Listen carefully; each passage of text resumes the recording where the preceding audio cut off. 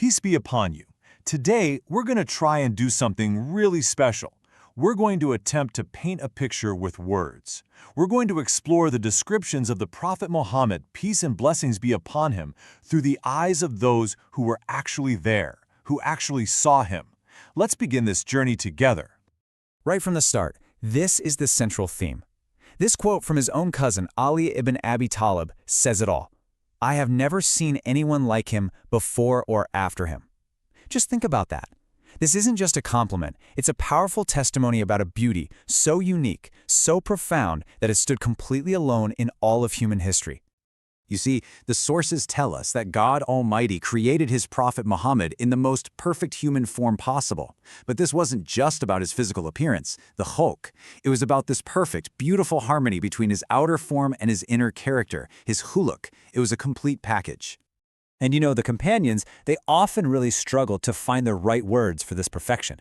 One of them, Al-Bara ibn Azib, put it so simply but so perfectly. He just said, the Prophet was the most handsome of all people in face and the best of them in character. A perfect balance, divinely crafted.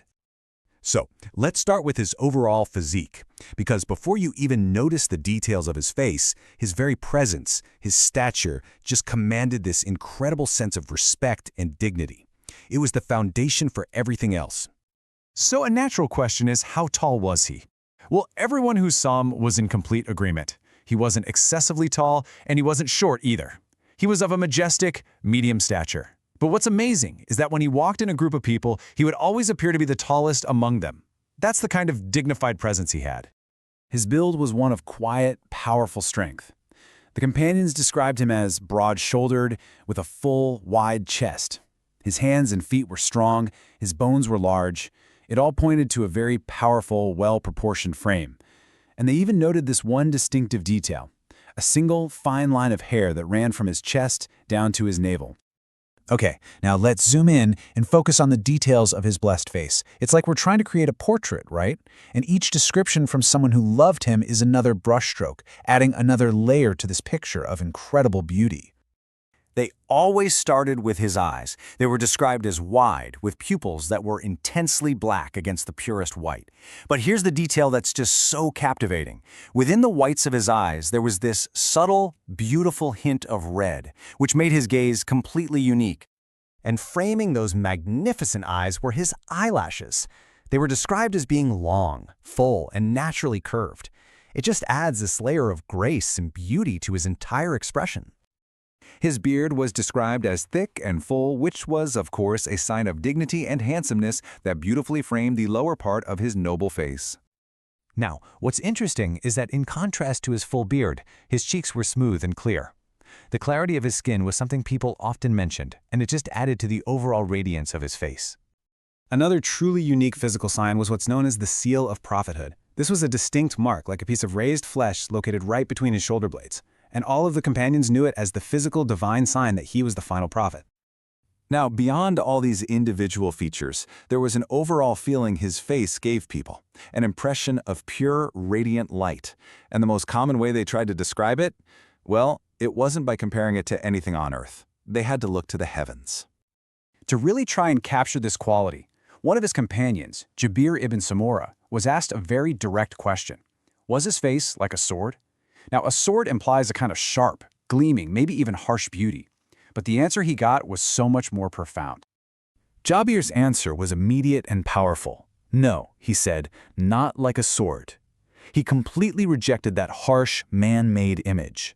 Instead, he said, but like the sun and the moon, and it was rounded.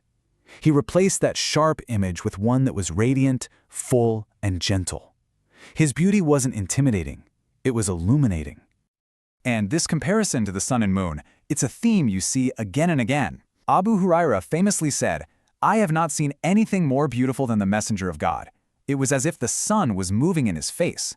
They were literally reaching for the brightest, most beautiful things they knew, just to try and explain the light that seemed to come from him.